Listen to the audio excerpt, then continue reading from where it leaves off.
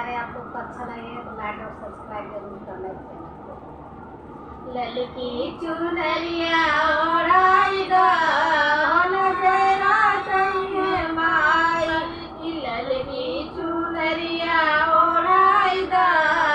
नजरा चाहिए माई, नजरा चाहिए माई, नजरा चाहिए माई, ललकी चुनरिया ओढ़ाई दो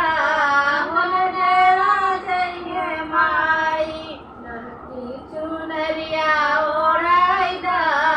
नजरा चाहिए माई, मैया के आँगन में चुनरी सोए, मैया के आँगन में चुनरी सोए, चुनरी सोए ओ चुनरी सोए, सिंदूरा से मंगिया भराई दो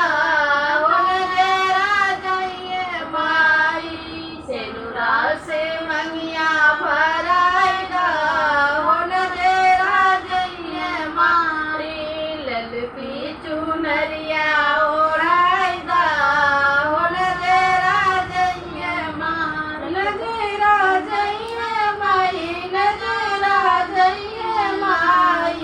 ललकी चुनरिया ओढ़ाई दो नजरा चाहिए माई, माई के